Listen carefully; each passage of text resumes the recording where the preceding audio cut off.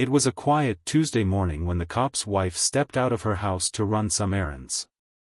The sun was shining, and the neighborhood seemed as peaceful as ever. She had lived in this small town for years, and nothing ever felt out of place. But today, something caught her attention. As she walked toward her car, she noticed a young girl standing near the edge of the driveway. The girl looked to be about 12 or 13 years old, with messy hair and clothes that seemed a little too big for her. She was just standing there, staring at the cop's wife with an expression that was hard to read, somewhere between curiosity and fear. At first, the cop's wife thought maybe the girl was lost or needed help. She smiled warmly and asked, "Hey, sweetie, are you okay? Do you need something?" The girl didn't respond. She just kept staring, her eyes wide and unblinking. The cop's wife felt a small chill run down her spine, but she brushed it off. Maybe the girl was shy or didn't know how to talk to strangers. She decided not to push it and got into her car, glancing back at the girl through the rearview mirror as she drove away. The girl was still standing there, watching her leave. The cop's wife didn't think much of it at the time. She had a busy day ahead, groceries to buy, bills to pay, and dinner to prepare for her husband, who was working late at the police station. But as the day went on, she couldn't shake the feeling that something was off about the girl. Why had she been standing there? Why hadn't she said anything? It wasn't until later that evening, when she was walking back to her car after picking up some groceries, that she saw the girl again. This time, the girl was standing near the entrance of the supermarket, just watching her from a distance. The cop's wife felt a knot form in her stomach. This couldn't be a coincidence. She decided to approach the girl again, this time more cautiously. "Hey, are you following me?" she asked, trying to keep her voice calm and friendly.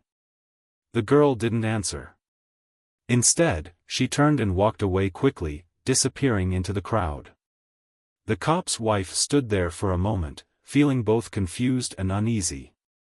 She didn't know what to make of the situation, but she knew one thing for sure: she needed to tell her husband about this. When her husband came home that night, she told him everything. He listened carefully, his brow furrowing as she described the girl and her strange behavior. As a cop, he was trained to notice patterns and red flags, and this definitely sounded like one.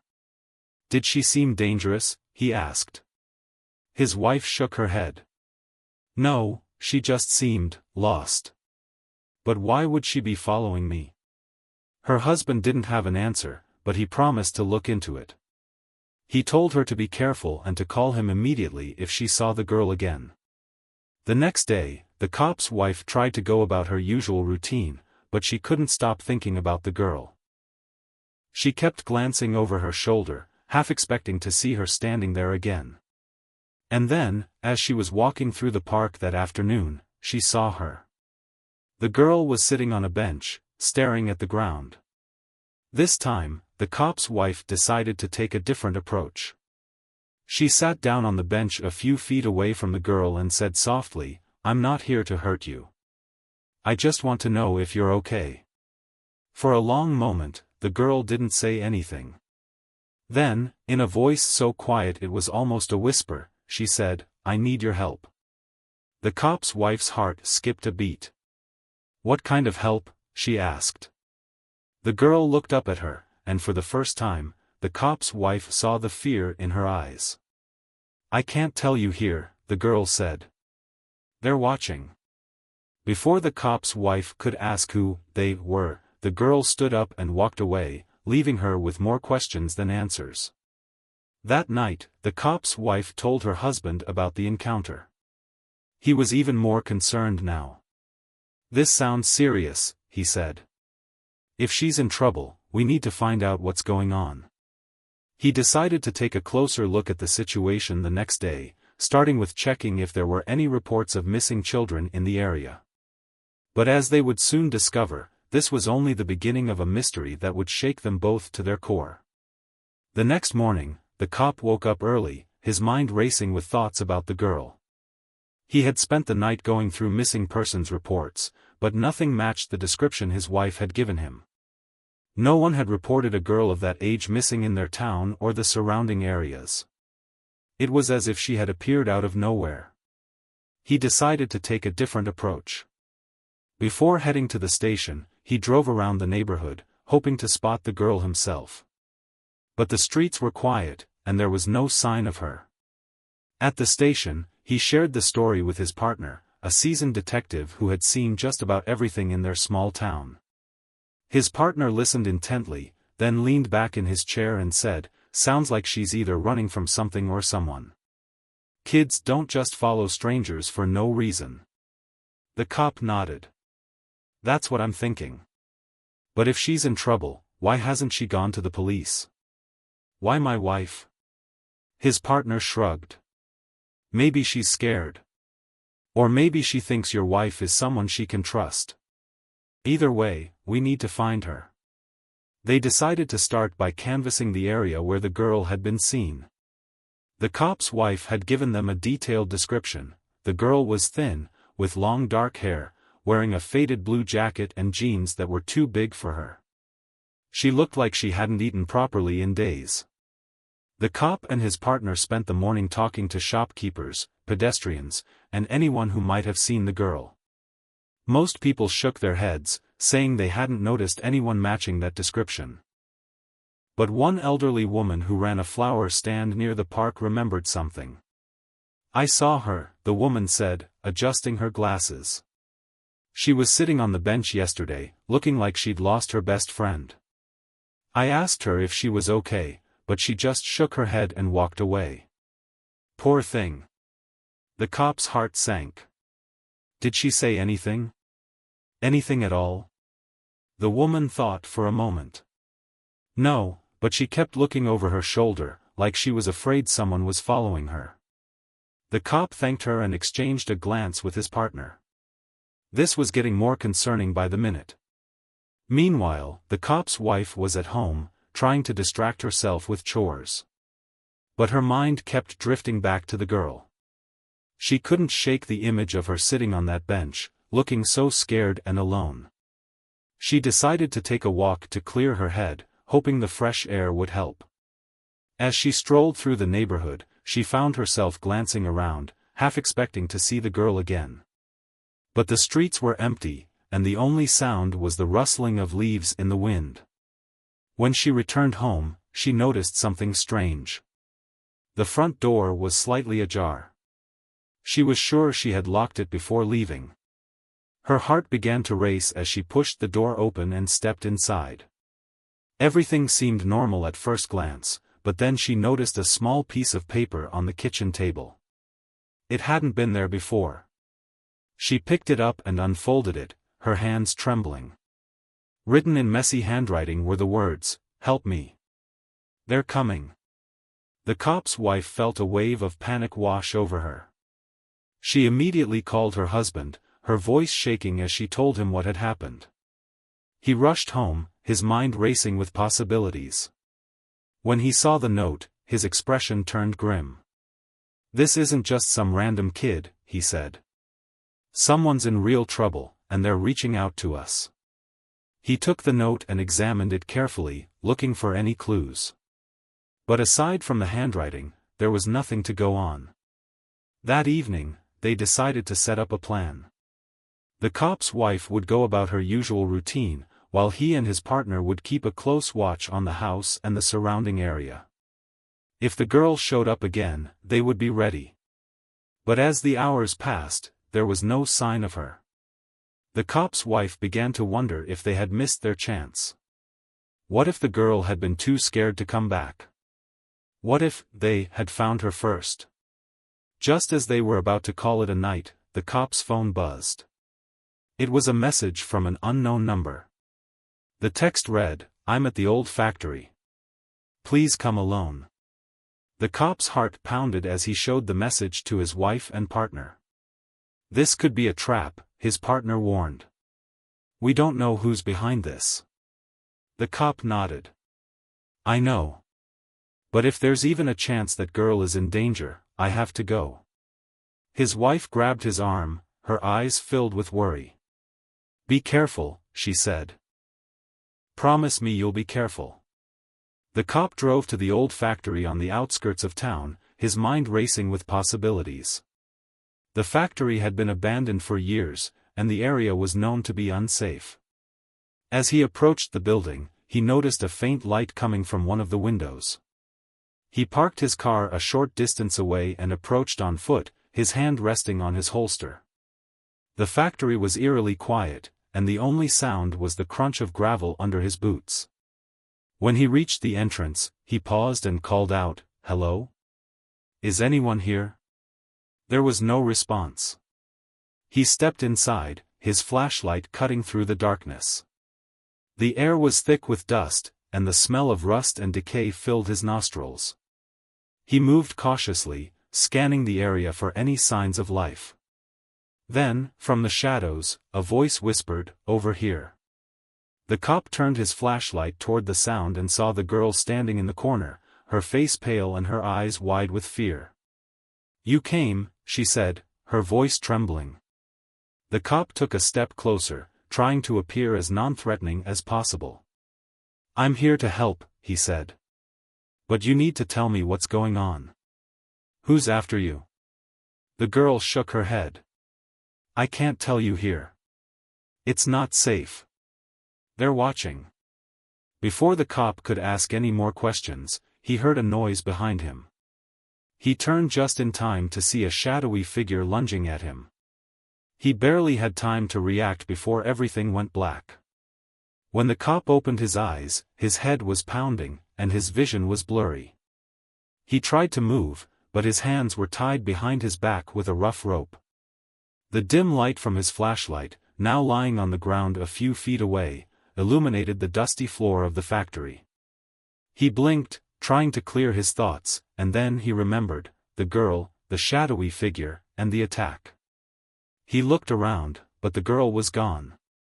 The factory was silent except for the faint sound of dripping water somewhere in the distance. He struggled against the ropes, but they were tied tightly. His training kicked in, and he took a deep breath, forcing himself to stay calm. He needed to assess the situation. Whoever had attacked him was still nearby, and he had to find a way out before they came back. He scanned the area for anything he could use to free himself.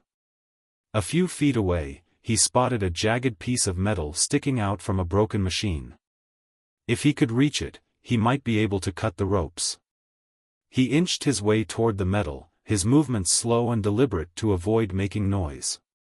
Every second felt like an eternity, but he finally reached the piece of metal and began rubbing the rope against its sharp edge. It was slow going, but after what felt like hours, he felt the rope start to give. With one final tug, it snapped, and his hands were free. He quickly untied his feet and grabbed his flashlight, his senses on high alert. The cop knew he couldn't just rush out of the factory. Whoever had attacked him was likely still inside, waiting for him to make a mistake. He moved quietly, sticking to the shadows and listening for any signs of movement. As he made his way toward the exit, he heard voices coming from a nearby room. He pressed himself against the wall and peered around the corner. Two men were standing in the room, talking in low voices. One of them was holding a phone, and the other was pacing back and forth. "We can't just leave him here," the first man said. "He's a cop. If he gets out, we're done for." The second man stopped pacing and glared at him. "Relax. He's not going anywhere. We'll deal with him soon enough. Right now, we need to focus on the girl. She's the one they want." The cop's heart raced. They were talking about the girl. But who were they? And what did they want with her? He knew he had to act fast. He couldn't take on both men alone, especially without a weapon. He needed to get out of the factory and call for backup. But as he turned to leave, his foot knocked against a loose piece of metal, sending it clattering to the ground. The sound echoed through the factory, and the two men immediately stopped talking. "What was that?" one of them said. The cop didn't wait to find out. He took off running toward the exit, the sound of footsteps close behind him. He burst out of the factory and into the cool night air, his lungs burning as he sprinted toward his car. He could hear the men shouting behind him, but he didn't look back. He reached his car, fumbled with the keys, and jumped inside, locking the doors just as the men caught up to him. They pounded on the windows, yelling threats, but the cop ignored them. He started the engine and sped away, his hands gripping the steering wheel tightly.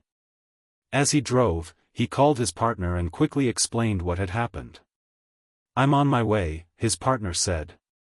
"Stay safe. We'll figure this out." The cop knew they didn't have much time. The men at the factory had mentioned that someone wanted the girl, and he had a sinking feeling that she was in even more danger than he had thought. He needed to find her before it was too late. When he got home, his wife was waiting for him, her face pale with worry. "What happened?" she asked, her voice trembling. He told her everything, from the attack at the factory to the conversation he had overheard. Her eyes filled with tears. "We have to help her," she said. "She's just a kid." The cop nodded. "We will. But we need to be careful. Whoever's behind this is dangerous."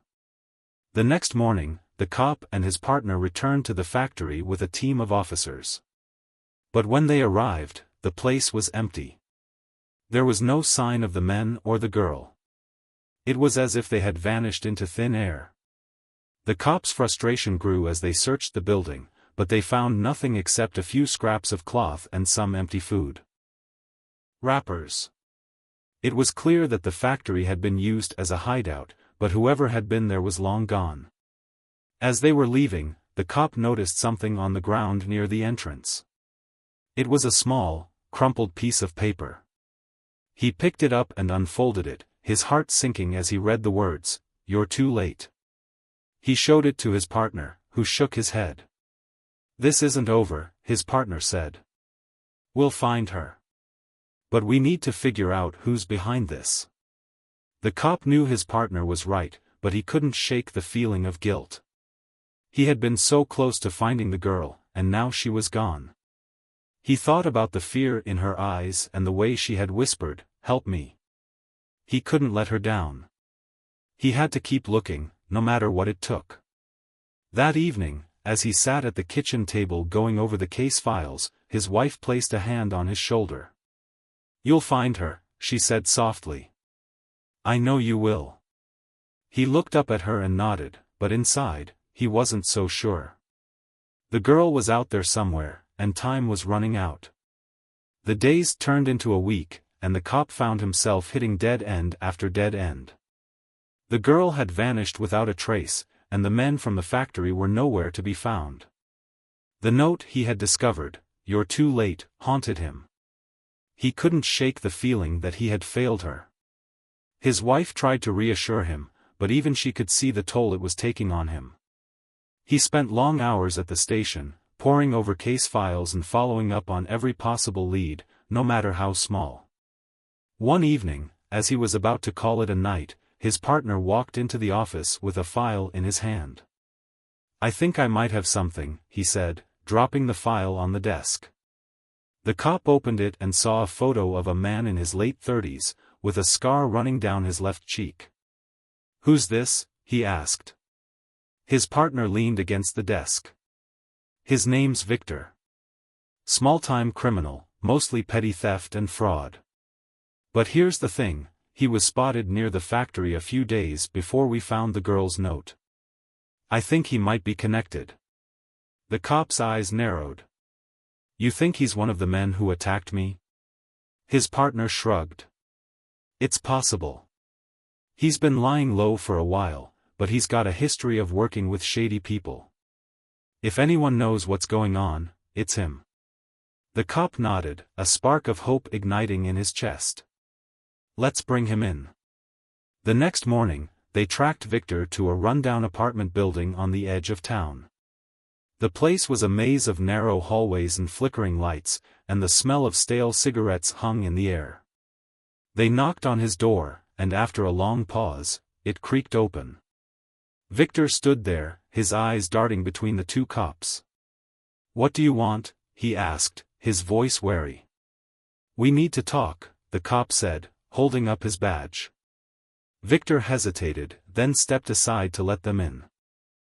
The apartment was cluttered with old furniture and empty beer bottles, and the air was thick with the scent of sweat and mildew. The cop got straight to the point. "We know you were near the old factory last week. What were you doing there?" Victor crossed his arms and leaned against the wall. "I don't know what you're talking about." The cop's partner stepped forward, his tone firm. "Don't play dumb, Victor. We've got witnesses. Now, you can either talk to us here, or we can take you down to the station. Your choice." Victor's expression shifted, and he let out a heavy sigh. All right. I was there, but I didn't do anything wrong. I was just doing a job." The cop's eyes narrowed. "What kind of job?" Victor hesitated, then said, "I was supposed to keep an eye on the place. Make sure no one came snooping around." "Who hired you?" the cop pressed. Victor shook his head. "I don't know his name.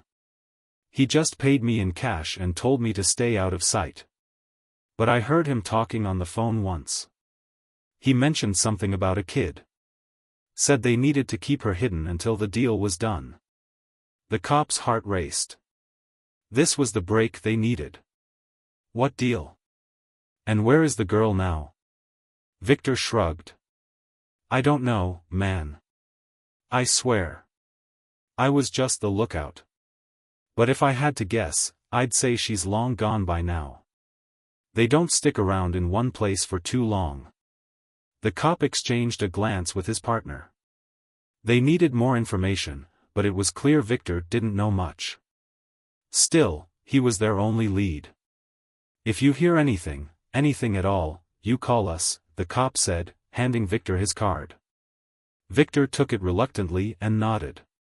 "Yeah, sure. Whatever." As they left the apartment, the cop's mind was racing. Whoever was behind this was organized and careful. They had gone to great lengths to keep the girl hidden, and they weren't going to give her up easily. But now they had a name, Victor, and a possible connection to a larger operation. It wasn't much, but it was a start. Back at the station, the cop and his partner began digging deeper into Victor's background. They discovered that he had been involved in a few low-level criminal activities over the years, but nothing that suggested he was part of something bigger. However, they also found out that he had recently been in contact with a man named Leo, who had a history of trafficking and smuggling. Leo had been on their radar for a while, but they had never been able to pin anything on him. "You think Leo's the one behind this?" the cop's partner asked. The cop nodded. "It makes sense. If they're hiding the girl, it's probably because someone's paying them to keep her out of sight. And if Leo's involved, this could be bigger than we thought." They decided to pay Leo a visit, but they knew they had to be careful. Leo was smart and had a knack for slipping through their fingers. They couldn't afford to tip him off. That evening, they staked out his usual hangout, a seedy bar on the outskirts of town. They watched as people came and went, but there was no sign of Leo. Just as they were about to call it a night, a familiar figure stepped out of the bar. It was Victor. The cop and his partner exchanged a glance. What was Victor doing here? They followed him at a distance, watching as he got into a car and drove off. They tailed him, keeping far enough back to avoid being noticed. Victor drove to a quiet residential neighborhood and parked in front of a small, unassuming house. He got out and knocked on the door, and after a moment, it opened. The cop's heart skipped a beat as he saw who was standing in the doorway. It was Leo. They watched as Victor and Leo talked for a few minutes, then went inside. The cop's mind was racing. This was their chance. If they could catch Leo in the act, they might be able to find out where the girl was. But they needed to move carefully. They called for backup and set up a perimeter around the house, making sure no one could slip away unnoticed. As they prepared to move in, the cop felt a surge of adrenaline. They were so close. He just hoped they weren't too late. The night was quiet, the kind of quiet that made the cop's skin crawl. He and his team were positioned around Leo's house, waiting for the signal to move in. The house was dark except for a single light in the upstairs window. The cop's heart pounded as he adjusted his vest and checked his weapon one last time. This was it. They were about to confront Leo, and with any luck, they would find the girl. His partner gave the signal, and the team moved in. They approached the house silently, their footsteps barely making a sound on the gravel driveway. The cop took the lead, his eyes scanning the windows for any signs of movement. When they reached the front door, he gave a quick nod, and one of the officers used a battering ram to break it down. The sound of splintering wood echoed through the night as they rushed inside. "Police! Hands where we can see them," the cop shouted, his voice firm and commanding. The house was eerily quiet, and for a moment, it seemed like no one was home. But then they heard footsteps upstairs, followed by the sound of a door slamming. The cop and his partner exchanged a glance and immediately headed for the stairs, their weapons drawn. When they reached the top, they found a hallway with 3 doors. One of them was slightly ajar, and the cop could see a flicker of light coming from inside. He motioned for his partner to cover him as he pushed the door open. The room was empty except for a desk and a few chairs, but the window was open, the curtains fluttering in the breeze. The cop rushed to the window and looked out just in time to see 2 figures running across the backyard. "They're getting away," he shouted, already climbing out the window. His partner followed. They spent the next hour combing through the woods, calling out the girl's name and listening for any response. But the woods were vast, and the darkness made it nearly impossible to see. The cop's frustration grew with every passing minute. They were so close, but it felt like the girl was slipping through their fingers. Just as they were about to give up, the cop heard a faint sound, a soft whimper, barely audible over the rustling leaves. He froze, his heart pounding. "Did you hear that?" he whispered. His partner nodded, his eyes wide. They followed the sound, moving as quietly as possible. The whimper grew louder, and soon they found themselves standing in front of a small, hidden shed. The cop's breath caught in his throat as he approached the shed. The door was padlocked, but he could hear movement inside. He called out, "Is anyone in there?" There was a pause, and then a small, trembling voice replied, "Please, help me." The cop's heart ached at the sound of the girl's voice. He quickly radioed for backup and then turned to his partner. "We need to get her out of there. Now." They worked together to break the padlock, and when the door finally swung open, the cop's flashlight illuminated the girl's face. She was huddled in the corner, her eyes wide with fear and relief. "It's okay," the cop said softly, kneeling down to her level. "You're safe now. We're here to help." The girl stared at him for a moment, then burst into tears. The cop gently helped her to her feet, his heart breaking at the sight of her trembling hands and dirty clothes. She had been through so much, but she was alive. And that was all that mattered. As they led the girl out of the shed, the cop felt a surge of determination. They had found her, but the fight wasn't over. Whoever had put her in that shed was still out there, and he was going to make sure they paid for what they had done. The girl was safe, but she was clearly traumatized. She clung to the cop's hand as they walked out of the woods, her small frame trembling with every step. The cop's heart ached for her. She couldn't have been more than 12 or 13 years old, and yet she had already endured more than most people do in a lifetime. He kept his voice soft and reassuring as they made their way back to the house, where the rest of the team was waiting. When they reached the clearing, the girl froze at the sight of Leo and Victor, who were now sitting on the ground in handcuffs, surrounded by officers. Her grip on the cop's hand tightened, and she let out a small whimper. "It's okay," the cop said gently, crouching down to her level. "They can't hurt you anymore. You're safe now." The girl nodded, but her eyes were still wide with fear. The cop's partner approached with a blanket and draped it over her shoulders. "We'll take her to the station and get her checked out," he said. "She's been through a lot." The cop nodded, but he couldn't shake the feeling that there was more to this story. Who was this girl? And why had she been targeted? As the officers led Leo and Victor away, the cop stayed with the girl, making sure she felt safe. He helped her into the back of a patrol car and sat beside her, his presence a silent reassurance. The drive to the station was quiet, the girl staring out the window with a blank expression. The cop didn't push her to talk. He knew she would open up when she was ready. When they arrived at the station, a social worker was waiting to take the girl to a safe room. The cop watched as the girl was led away, his heart heavy with concern. He wanted to stay with her, but he knew there were other things he needed to do. Leo and Victor were in custody, and he needed to find out what they knew. He and his partner spent the next few hours interrogating Leo and Victor, but neither of them was willing to talk. Leo remained smug and defiant, while Victor looked like he was on the verge of a breakdown. "You're wasting your time," Leo said, leaning back in his chair. "I don't know anything about that girl.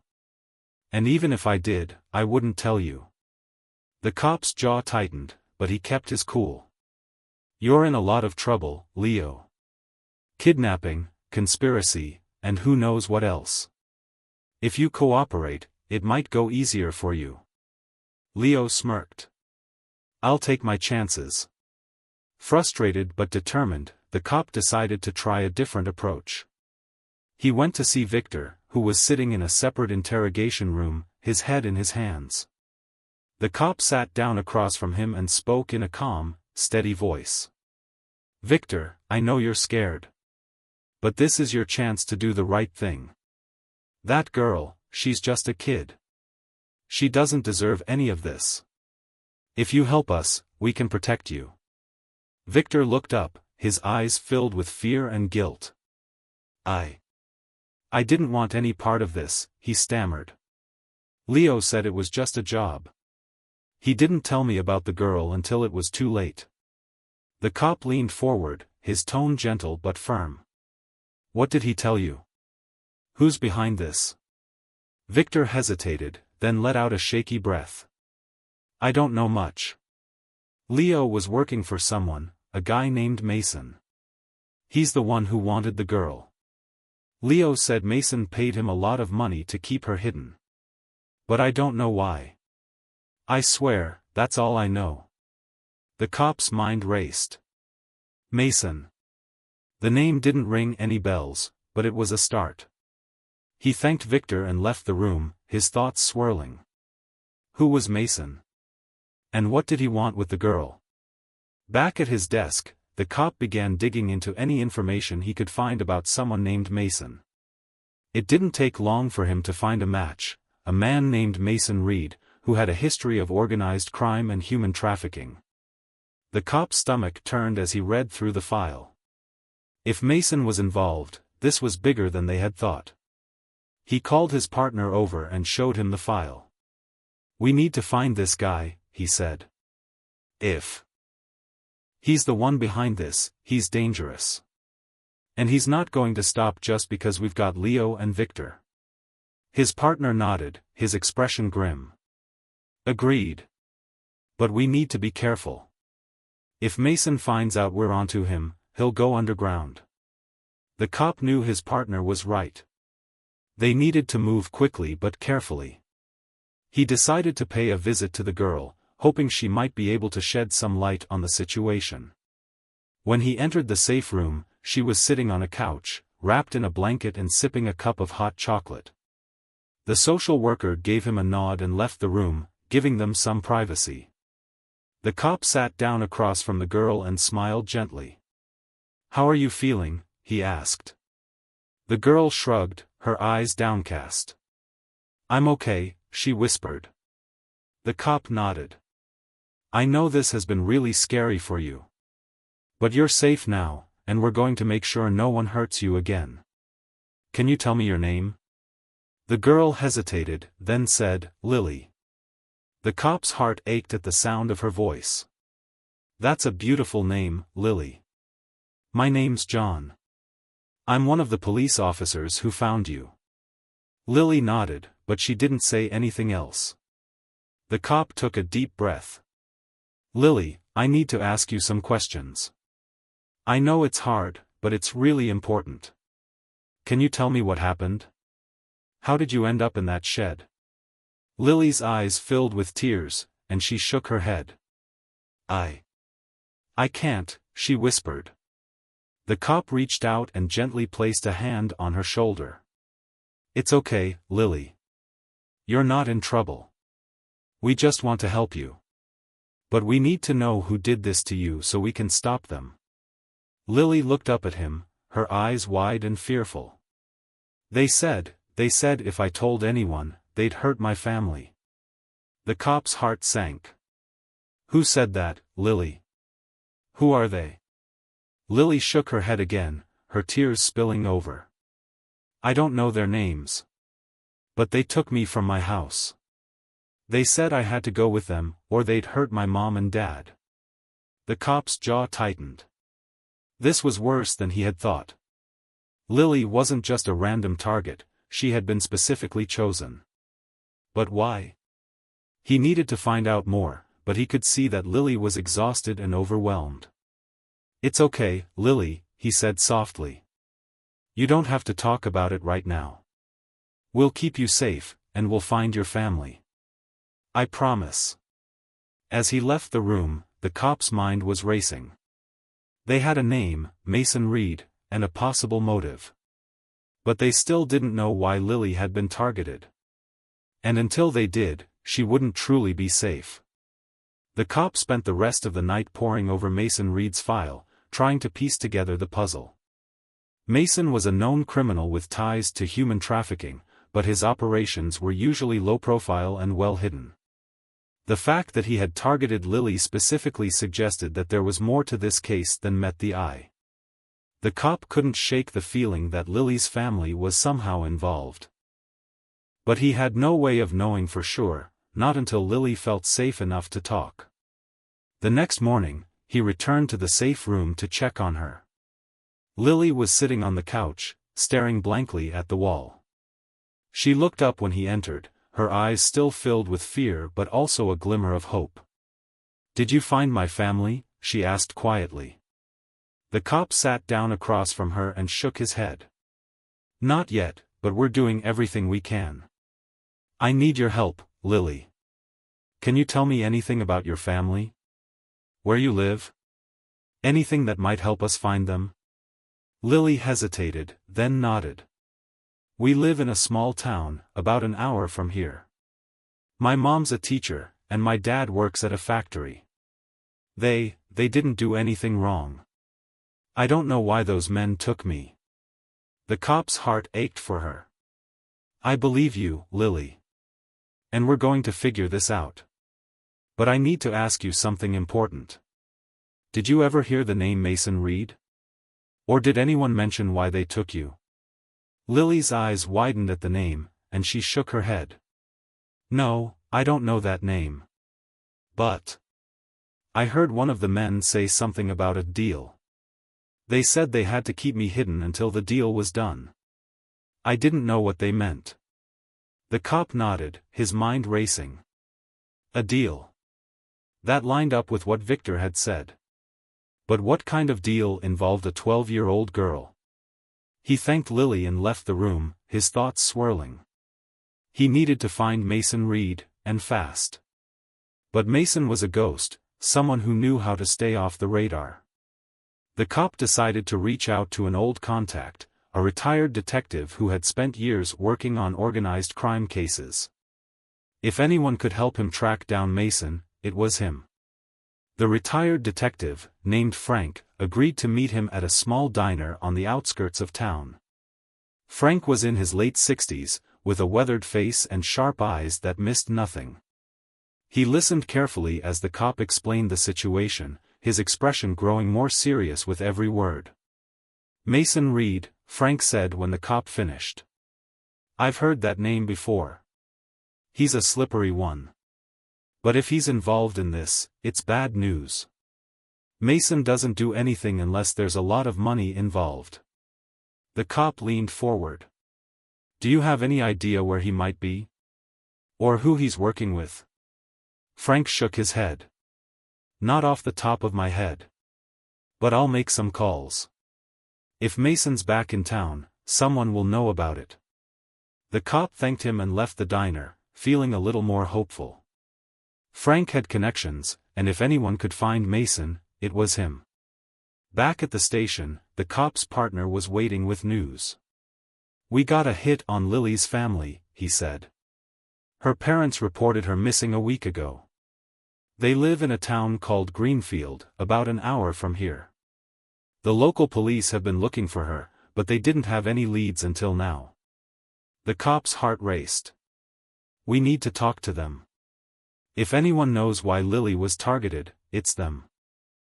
They drove to Greenfield that afternoon, the cop's mind racing with possibilities. When they arrived at Lily's house, her parents were waiting on the porch, their faces pale with worry. The cop introduced himself and explained that they had found Lily. Her mother burst into tears, while her father looked like he was about to collapse with relief. "Is she okay?" her mother asked, her voice trembling. "Where is she?" "She's safe," the cop assured them. "She's at the police station, and we're taking good care of her. But we need to ask you some questions. Do you have any idea why someone would want to take Lily?" Lily's parents exchanged a glance, their expressions filled with fear and guilt. We think it might be because of me," her father said quietly. The cop's eyes narrowed. "What do you mean?" Lily's father took a deep breath. "I work at a factory that's been under investigation for illegal activities. A few months ago, I found out that some of the higher-ups were involved in money laundering and smuggling. I reported it to the authorities, but nothing happened. Then, about a week ago, I got a call from someone who said if I didn't keep quiet, they'd hurt my family. I didn't think they'd actually do anything. I thought it was just a threat." The cop's heart sank. This was worse than he had thought. If Lily's father had stumbled onto something big, it made sense that Mason Reed would be involved. Mason was known for his connections to organized crime, and if Lily's father had evidence that could bring down a major operation, Mason would do whatever it took to silence him. "Do you have any proof?" the cop asked. Lily's father nodded. "I have documents, emails, invoices, everything. I hid them in a safe place. I was going to take them to the authorities, but then Lily was taken, and I didn't know what to do." The cop nodded. "We need those documents. They could be the key to stopping Mason Reed and whoever else is involved." Lily's father led them to a small shed in the backyard, where he had hidden the documents in a locked box. The cop and his partner carefully reviewed the evidence, their eyes widening as they realized the scope of the operation.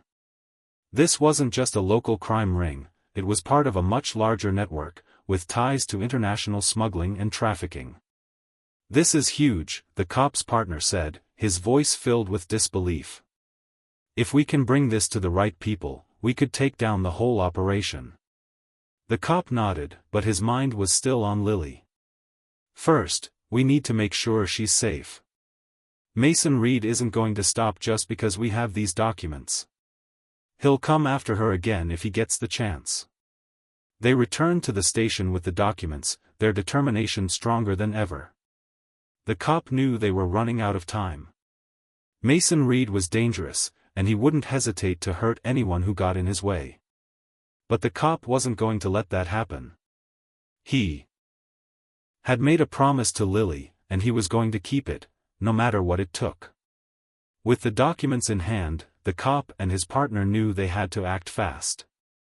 Mason Reed was a dangerous man, and if he found out they were onto him, he would disappear, or worse, retaliate. They spent the next few hours coordinating with federal authorities, who were shocked by the scale of the operation outlined in the documents. It was clear that Mason Reed was just one piece of a much larger puzzle, but taking him down would be a significant blow to the network.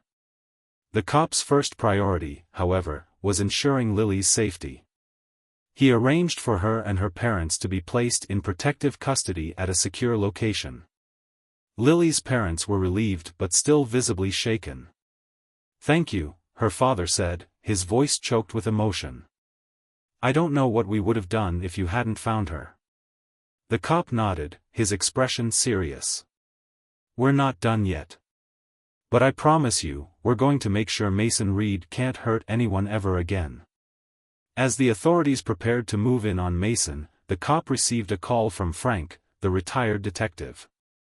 "I've got a lead," Frank said. "Mason's been spotted at an old warehouse on the edge of town.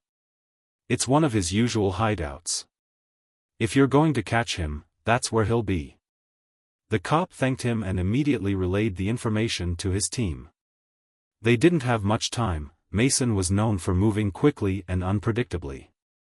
The warehouse was located in an industrial area, surrounded by abandoned buildings and overgrown weeds. It was the perfect place for someone like Mason to lay low. The cop and his team approached cautiously, their weapons drawn and their movements silent. The air was thick with tension as they surrounded the building, waiting for the signal to move in. When the order came, they burst through the doors, shouting for everyone to get down. The warehouse was dimly lit, with stacks of crates and machinery scattered throughout. A few men were inside, and they immediately raised their hands in surrender. But Mason Reed was nowhere to be seen. The cop's heart sank. Had they been too late? He and his partner began searching the warehouse, their eyes scanning every corner. Then, from the shadows, a voice called out, "Looking for me?" The cop spun around to see Mason standing near a back door, a smug grin on his face. In his hand was a gun, and it was pointed directly at the cop. "It's over, Mason," the cop said, his voice steady despite the adrenaline coursing through his veins. "Put the gun down." Mason chuckled, his eyes cold and calculating. "You really think it's that easy? You have no idea what you're dealing with." The cop took a step forward, his eyes never leaving Mason's. "I know exactly what I'm dealing with. And I'm not letting you walk away." For a moment, it seemed like Mason might actually lower the gun. But then, without warning, he turned and bolted through the door. The cop and his partner chased after him, their footsteps echoing in the empty alley behind the warehouse. Mason was fast, but he was no match for the cop's determination. They caught up to him near a chain-link fence, where he was struggling to climb over. "Give it up, Mason," the cop shouted, his weapon trained on him. Mason turned, his face twisted with anger. "You don't get it, do you? This is bigger than me. Bigger than you. You're just a small-town cop. You can't stop what's coming." The cop's jaw tightened. "Maybe not. But I can stop you." Mason hesitated, his eyes darting around as if looking for an escape. But there was nowhere to go. With a frustrated growl, he dropped the gun and raised his hands. The cop moved in quickly, cuffing him and reading him his rights. As he led Mason back to the warehouse, he couldn't help but feel a sense of relief. They had caught him. But the fight wasn't over. Back at the station, Mason refused to talk. He sat in the interrogation room, his arms crossed and his expression defiant. The cop knew it would take time to break him, but they had the evidence they needed to put him away for a long time. And with Mason in custody, the rest of the network would start to crumble. The cop's partner clapped him on the shoulder as they left the interrogation room. "We did it," he said, a grin spreading across his face. "Mason Reed is done. And Lily and her family are safe." The cop nodded, but his mind was still on the bigger picture. "This isn't over," he said. "Mason's just one piece of the puzzle. But we've got a good start." Later that evening, the cop visited Lily and her family at the safe house. Lily ran up to him as soon as he walked in, her face lit up with a smile. "You got him, didn't you?" she asked. The cop knelt down to her level and nodded. "We did. He's not going to hurt anyone ever again." Lily threw her arms around him, and for the first time in days, the cop felt a sense of peace. As he left the safe house, the cop couldn't help but reflect on everything that had happened. It had been a long and difficult journey, but they had made a difference. Lily was safe, Mason Reed was in custody, and the documents they had recovered would help bring down a major criminal network. It wasn't the end, but it was a step in the right direction. The cop knew there would always be more work to do, more people to protect, and more battles to fight. But for now, he allowed himself a moment of quiet satisfaction. They had done their job, and they had done it well. And that was all that mattered.